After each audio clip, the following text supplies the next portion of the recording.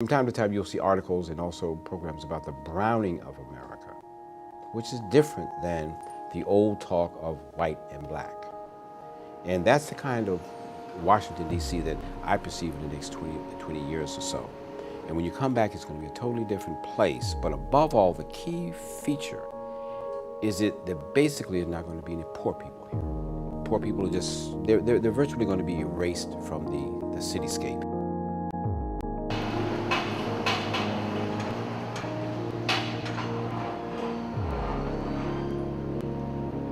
So this building here is called Constitution Square.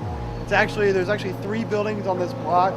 There's 2 office buildings on the other side, and this is the residential building. Hi, my name is Jamie Brott. I am the Transportation and Planning Manager for the NOMA Business Improvement District, and we are in the heart of NOMA right now at L Street and 2nd Street Northeast. It runs essentially from Union Station up to the New York Ave Metro Station. Gentrification is effectively the opposite of ghettoization. What we mean by that is that you have new people coming into the community, but what's unique about them is that there's a segment of that group who are of a different social class level, and they may also be of a different race. Right, along 1st Street, further up, there's a Hilton Garden Inn Hotel. So you have the Hilton Hotel there, and then up here on the 7th floor, you're going to have a pool deck for the apartment units. As you've had different types of gentrifications transpiring, which means people moving in and upgrading neighborhoods, you also have had people not so much run out of the neighborhood or displaced, so much as being priced out of the neighborhood. I want to be careful not to make it sound like yes, we're definitely causing gentrification here, because I don't believe that that's true within NOMA. Down there towards the corner is going to be a Harris Teeter grocery store. And so where you see these big, we call them storefront glass windows, that's going to be all grocery store space. Most of your gentrification is a rolling gentrification that has happened in the section to the east of, just to the east of Rock Creek Park. It's rolled on across to, say, Georgia Avenue, and then farther to North Capitol Street, Capitol Hill. The alternative is not growing at all and keeping the status quo.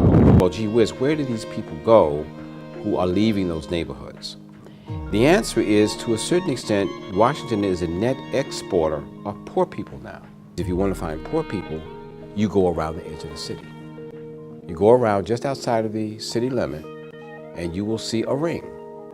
And the ring will stop with Rockville, okay? But if you start, say, in certain segments of Silver Spring, you go all the way around the Beltway to the Wilson Bridge, and then a little bit in Alexandria and Arlington, that's where most of the poor people will be. And then also down US Route 1 in Virginia and US Route 1 in Maryland. And in Washington, you're just not going to see poor people. I think that there's a lot of people from out of town, from a lot of foreclosures out here. You know, it's outrageous. You know, at one time you would look at DC, over in DC, the average, some of the places, even when you come across in Oxon Hill here, in Prince George's, you were talking about $80,000. Now, some of these, in the last 5 years, these houses then jumped up to $500,000, $600,000. If you're poor or very poor, and you're moving out to a suburban jurisdiction, then it means that they're going to have to provide extra services for you. You will be more inclined to have, say, more children. You will be more inclined to have interpersonal issues, or even issues regarding employment. Also, possibly issues that involve the law.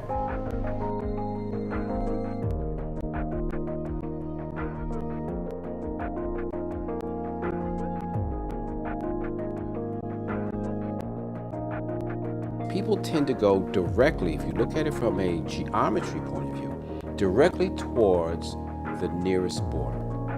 So therefore, Southeast people, when they decide they want to move to the suburbs, will tend to go straight for the border and end up in, say, Fort Washington or Clinton. Then you'll find Northeast people will go out to Hyattsville.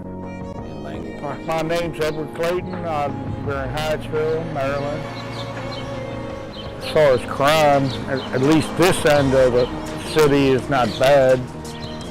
You go to West Hyattsville, it's a little different. What I'll go back to is the importance of the diversity of options and the importance of the private development community to partner with agencies like the District Office of Planning to be sure that there are programs in place that will allow inclusionary zoning type mechanisms that respect the free market but also provide the inventory we need so that people who really want to live in the district have options here. For us, it's probably more than anything else an economic issue. Washington, D.C. is deemed these days far too valuable. And from an economist's point of view, the land and the property is far too potentially valuable to basically involve poor people in any of that.